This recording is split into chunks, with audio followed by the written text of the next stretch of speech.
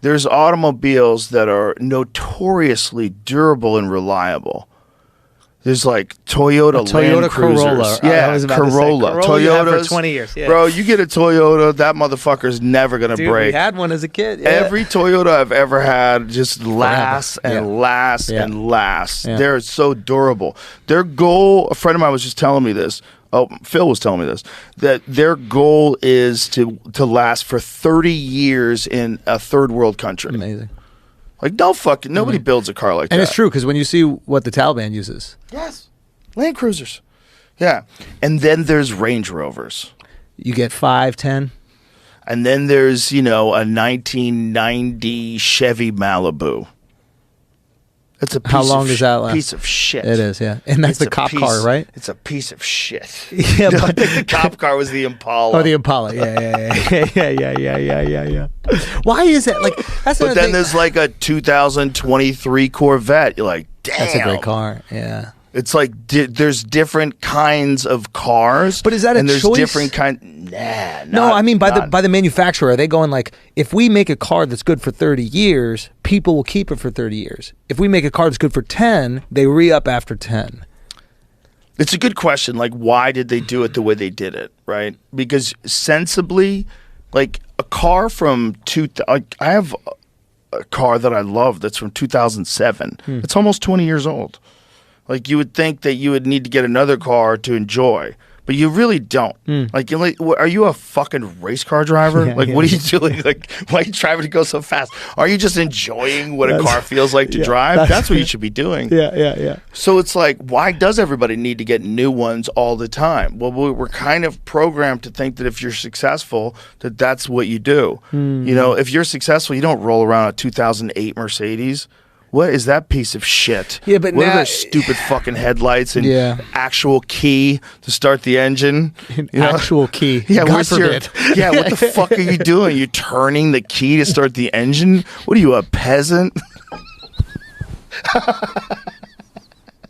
Right? It's like, what is it? Give it a second. Let it warm up. Fucking stupid asshole. Press the button. Get a real car. If you're doing well, you get a real car. And if it's a you trap like the car, though, that's the thing. Like, there are people that don't care about cars. Right. And getting a car to impress other people when you don't care about cars is such a waste of money. Right. But if you love the cars... then spend your money, have some fun. Yeah. There's a reason why like a Range Rover costs $190,000 or whatever it is. How much do those cost? Yeah, around there, depending what it is. When you drive them, they're awesome. Yeah. I rented one in Salt Lake City. I'm like, it's like a giant tank of opulence. Yeah. Like, yeah, it is beautiful. You feel like the world's okay. Yeah. The world's okay. Yeah. Like every bump is kind of smooth. The sound system's amazing. Yeah. Bluetooth synced up like that. Good. Yeah. Listening to my tunes. Yeah. Just driving around Park City. But will break down. Perhaps. It perhaps won't be as robust as the Land Cruiser. Or as resilient as a Toyota. Yeah. But you're not paying for resilience. That's the thing. Is like, if you're getting a Range Rover, stop acting like this is your 30-year car. Like, you're choosing to buy a $200,000 SUV because you're not going to be driving along the fucking pyramids in it. Right? Like, like, let's be honest about what's going on here. You're in stop-and-go traffic. Like, it's going to break you're down. In Beverly Hills. What do you expect is going on here? Tim Dillon has one of those things. He got the Range. Yeah. He got a few nice cars. Tim Dillon lives like a baller. He really and I does. talk about it. I talk to him. What do you say? I encourage him to spend his money. Spend that money. Spend that money, bro. He earns it. I Good try for to him. tell all of them, I'm like, let's go. Yeah. Let's fucking go. Wait, why? Okay, that's interesting. Why do you tell them to spend? Because I don't like that, like, save it all up famine mindset. Did you have that ever? Because you didn't come from crazy money. No, I didn't. I did not have a spend what you have mindset until I started making money. But when I started making money, I shifted quick, son. Immediately switched it. My manager thought I had a gambling problem. Was he right? No, I wasn't gambling at all. I was eating lobster every night. You said your business manager called you and said there's an issue? What are you doing? What are you doing with all your money? I'm like, I'm living like a king, bitch. Wait, when did you decide? I've been poor since I was a little kid. So you could handle being poor. Poor's not scary to you. Oh, I'm not scared of. I wasn't scared of being poor. That's the most But I was like, liberating I'm shit. eating lobster, son. Yeah, I'm scared of not living life. That's the fear I think a lot of people don't get.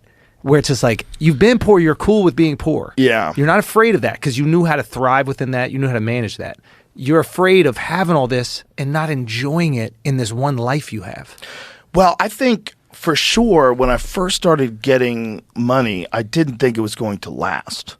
Like that, nothing had ever lasted before. Like, why would I think that this was going to like, there was no stability in it. It's like, why would I think that this was going to like keep happening? I was going to get on television. Like, who the fuck gets on TV? You know, so I was like, I'm spending this fucking money. Like, I'm going to have some fun. We're just eating lobsters. I bought a Volkswagen.